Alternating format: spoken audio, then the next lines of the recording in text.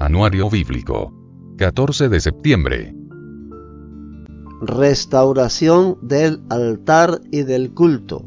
Los cimientos del templo. Esdras 3.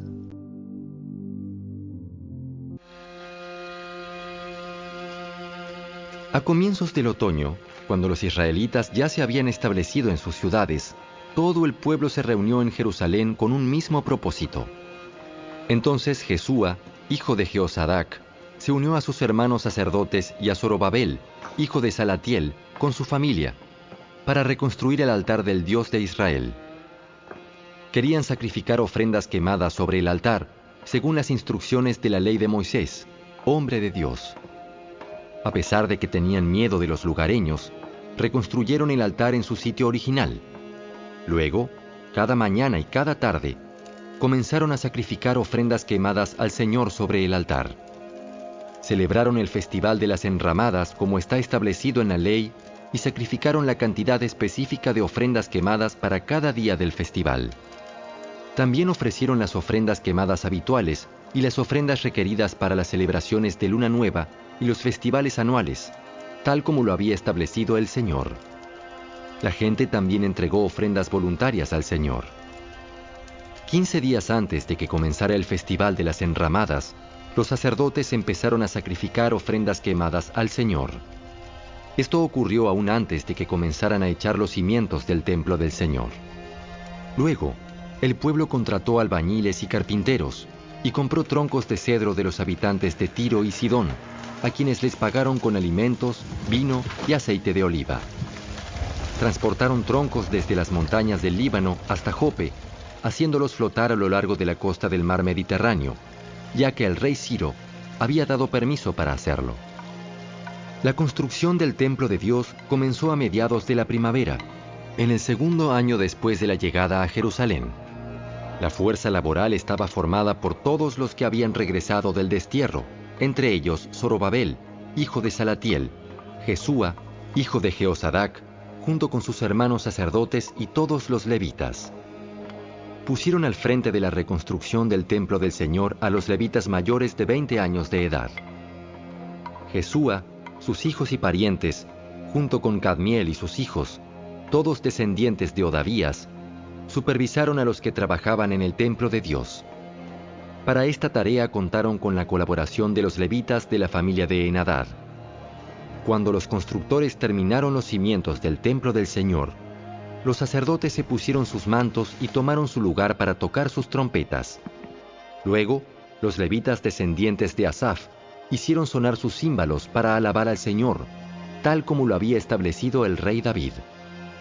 Con alabanza y agradecimiento, entonaron el siguiente canto al Señor. ¡Eres tan bueno! Su fiel amor por Israel permanece para siempre. Luego, todo el pueblo dio un fuerte grito, alabando al Señor, porque se habían echado los cimientos del templo del Señor. Sin embargo, muchos de los sacerdotes, levitas y otros líderes de edad avanzada que habían visto el primer templo, lloraron en voz alta al ver los cimientos del nuevo templo. Los demás, en cambio, gritaban de alegría. Los gritos de alegría se mezclaron con el llanto y produjeron un clamor que podía oírse a gran distancia.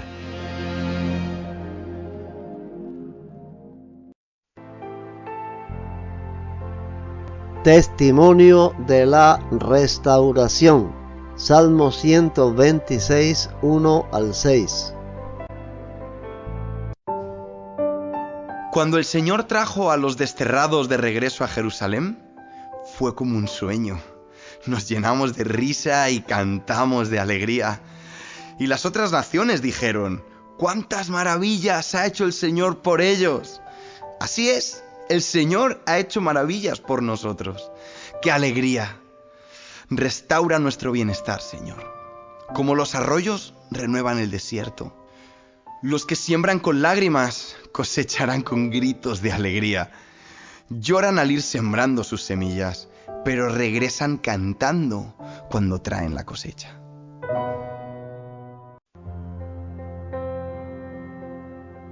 539 al 530 a.C., reinado de Ciro. Los adversarios detienen la reedificación del templo. Esdras 4, 1 al 5.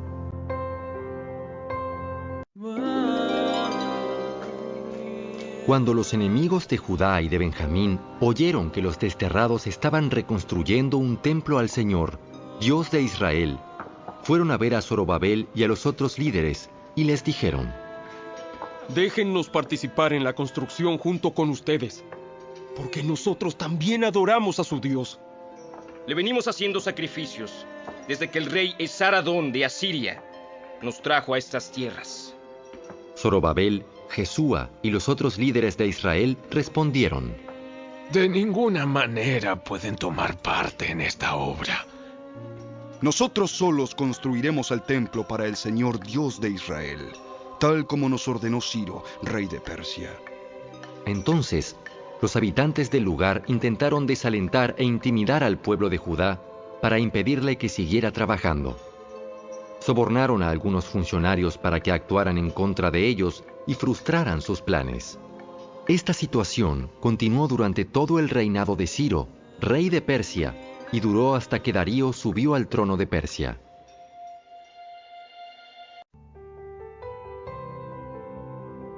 ...536 a.C., tercer año del reinado de Ciro. Visión de Daniel junto al río Tigris. Los reyes del norte y del sur.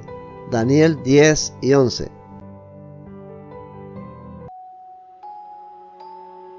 En el tercer año del reinado de Ciro de Persia, Daniel, también llamado Belsasar, tuvo otra visión.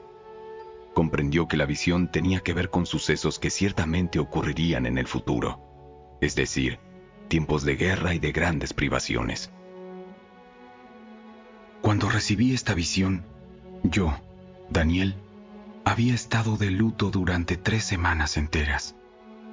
En todo ese tiempo, no comí nada pesado. No probé carne ni vino, ni me puse lociones perfumadas hasta que pasaron esas 3 semanas.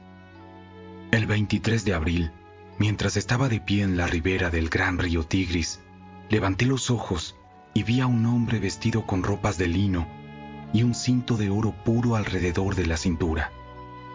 Su cuerpo tenía el aspecto de una piedra preciosa. Su cara destellaba como un rayo y sus ojos ardían como antorchas. Sus brazos y sus pies brillaban como el bronce pulido y su voz era como el bramido de una enorme multitud. Solo yo, Daniel, vi esta visión. Los hombres que estaban conmigo no vieron nada, pero de pronto tuvieron mucho miedo y corrieron a esconderse. De modo que quedé allí solo para contemplar tan sorprendente visión. Las fuerzas me abandonaron. Mi rostro se volvió mortalmente pálido y me sentí muy débil. Entonces oí que el hombre hablaba, y cuando oí el sonido de su voz, me desmayé y quedé tendido, con el rostro contra el suelo. En ese momento, una mano me tocó, y aún temblando, me levantó y me puso sobre las manos y las rodillas. Entonces, el hombre me dijo: Daniel, eres muy precioso para Dios, así que presta mucha atención a lo que tengo que decirte. Ponte de pie, porque me enviaron a ti. Cuando me dijo esto, me levanté, todavía temblando. Entonces dijo: No tengas miedo, Daniel. Desde el primer día que comenzaste a orar para recibir entendimiento y a humillarte delante de tu Dios, tu petición fue escuchada en el cielo. He venido en respuesta a tu oración.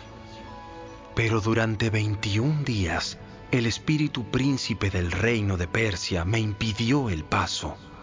Entonces vino a ayudarme Miguel, uno de los arcángeles, y lo dejé allí con el espíritu príncipe del reino de Persia. Ahora estoy aquí para explicar lo que le sucederá en el futuro a tu pueblo, porque esta visión Se trata de un tiempo aún por venir. Mientras me hablaba, bajé la vista al suelo, sin poder decir una palabra. Entonces, el que se parecía a un hombre me tocó los labios y abrí la boca y comencé a hablar. Le dije al que estaba de pie frente a mí: estoy muy angustiado a causa de la visión que tuve, mi señor, y me siento muy débil. ¿Cómo podría alguien como yo, tu siervo, hablar contigo, mi señor? Mis fuerzas se han ido y apenas puedo respirar.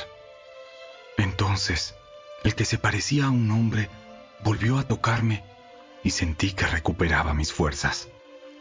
No tengas miedo, porque eres muy precioso para Dios. Que tengas paz, ánimo y fuerza.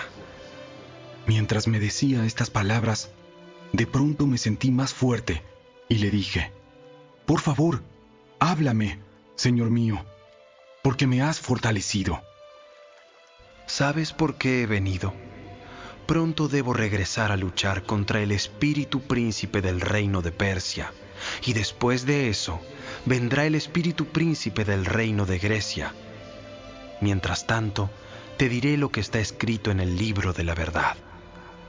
Nadie me ayuda contra esos espíritus príncipes, a excepción de Miguel, el espíritu príncipe de ustedes.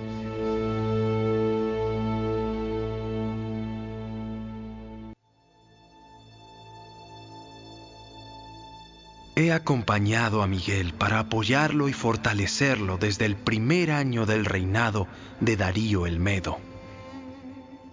Ahora te daré a conocer la verdad.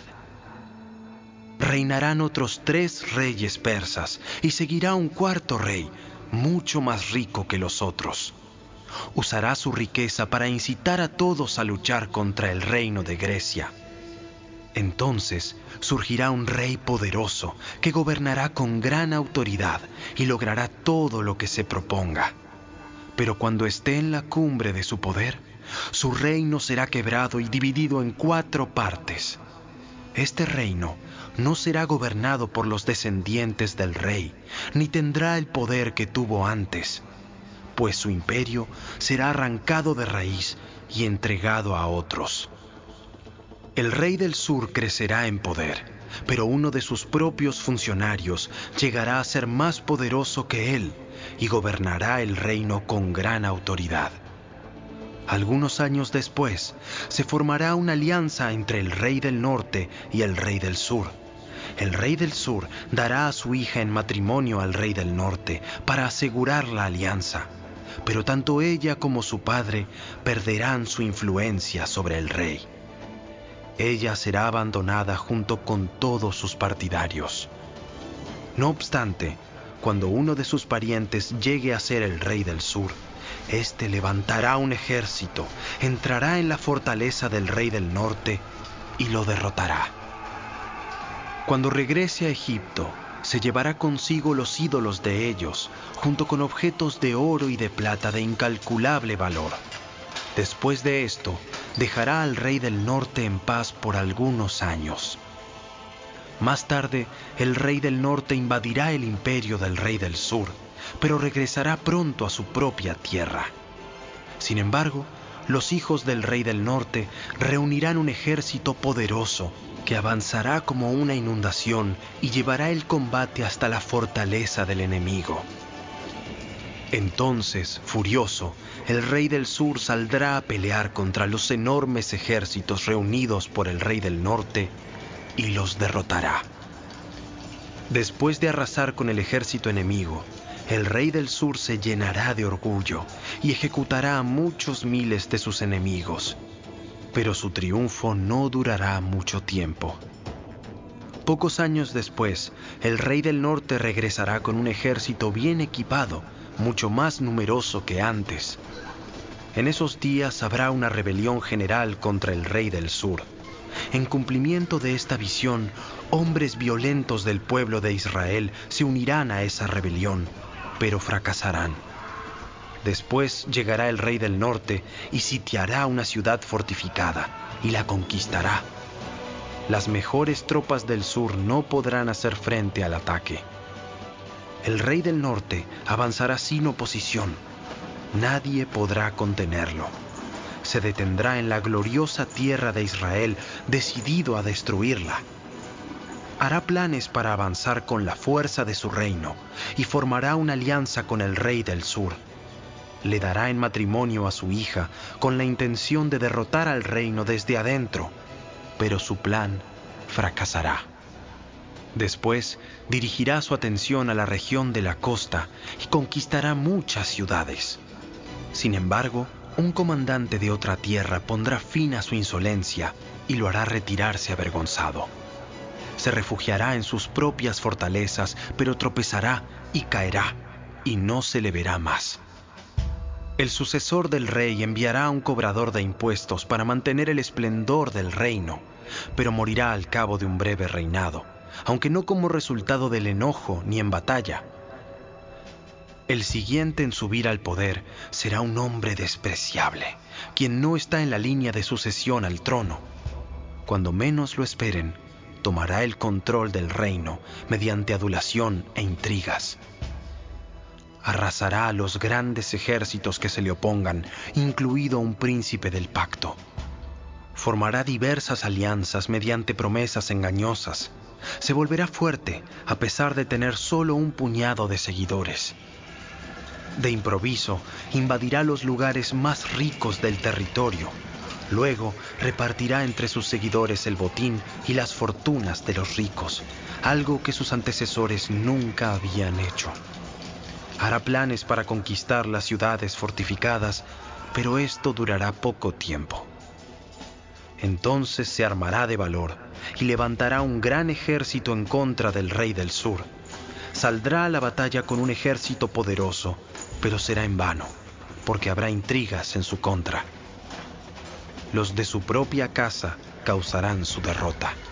Su ejército será arrasado y muchos morirán. Entonces, sin otro propósito que dañarse el uno al otro, estos reyes se sentarán a la mesa de negociaciones y conspirarán el uno contra el otro con el propósito de engañarse mutuamente. Pero esto no cambiará nada, porque el fin llegará a la hora señalada.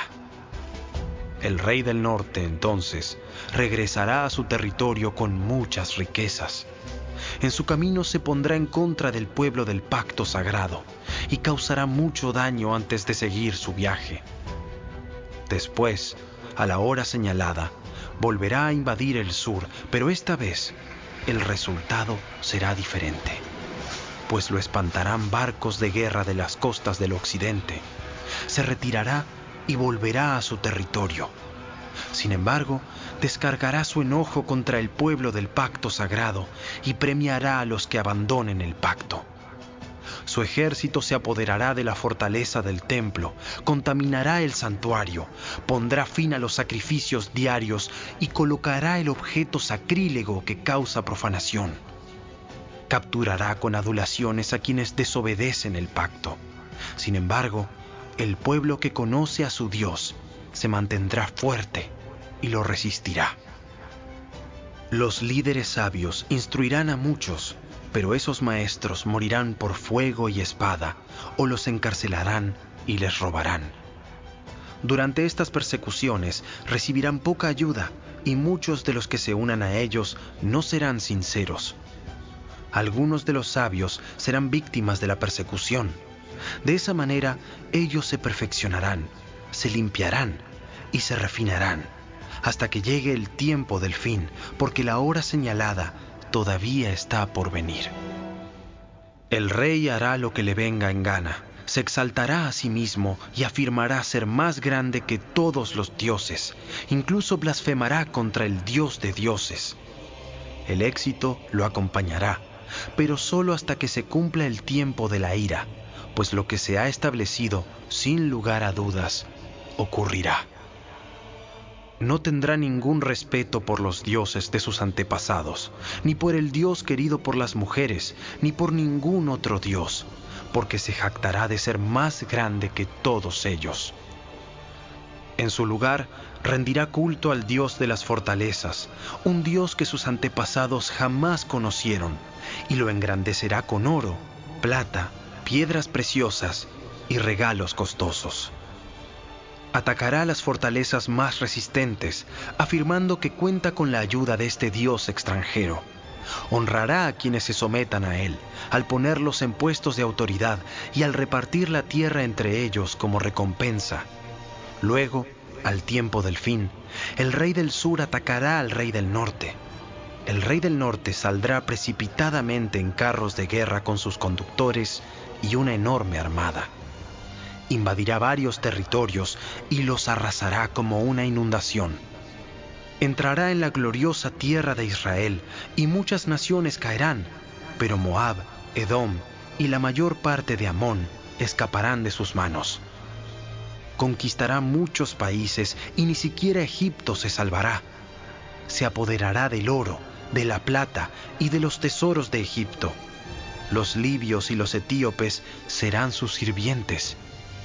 Pero luego lo alarmarán las noticias provenientes del oriente y del norte, y saldrá con furia a destruir y a aniquilar a muchos.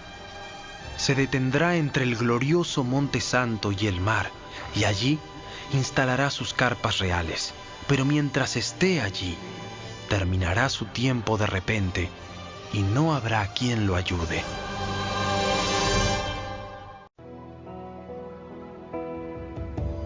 El tiempo del fin. Daniel 12. En ese tiempo se levantará Miguel, el arcángel que hace guardia sobre tu nación. Entonces habrá un tiempo de angustia, como no lo hubo desde que existen las naciones. Sin embargo, en ese momento, cada uno de tu pueblo que tiene el nombre escrito en el libro será rescatado. Se levantarán muchos de los que están muertos y enterrados, algunos para vida eterna y otros para vergüenza y deshonra eterna. Los sabios resplandecerán tan brillantes como el cielo, y quienes conducen a muchos a la justicia brillarán como estrellas para siempre. Pero tú, Daniel, mantén en secreto esta profecía. Sella el libro hasta el tiempo del fin, cuando muchos correrán de aquí para allá y el conocimiento aumentará. Entonces yo, Daniel, vi a otros dos que estaban de pie en lados opuestos del río. Uno de ellos le preguntó al hombre vestido de lino, que estaba de pie sobre el río: ¿Cuánto tiempo pasará hasta que terminen estos espantosos sucesos? El hombre vestido de lino, que estaba de pie sobre el río, levantó ambas manos hacia el cielo e hizo un juramento solemne por aquel que vive para siempre, diciendo: Durará por un tiempo, tiempos y medio tiempo. Cuando finalmente termine el quebrantamiento del pueblo santo, todas estas cosas habrán sucedido. Oí lo que dijo, pero no entendí el significado. Entonces le pregunté: Mi señor, ¿cómo terminará todo esto? Pero él dijo: Vete ya, Daniel, porque lo que he dicho se mantendrá en secreto y sellado hasta el tiempo del fin. Mediante estas pruebas, muchos serán purificados, limpiados y refinados. Sin embargo, los perversos seguirán en su perversidad, y ninguno de ellos entenderá. Solo los sabios comprenderán lo que significa. Desde el momento en que se detengan los sacrificios diarios y coloquen el objeto sacrílego que causa profanación para ser adorado, habrá 1290 días. Benditos sean los que esperen y permanezcan hasta el fin de los 1335 días. En cuanto a ti, sigue tu camino hasta el final. Descansarás y entonces, al final de los días, te levantarás para recibir la herencia que ha sido guardada para ti.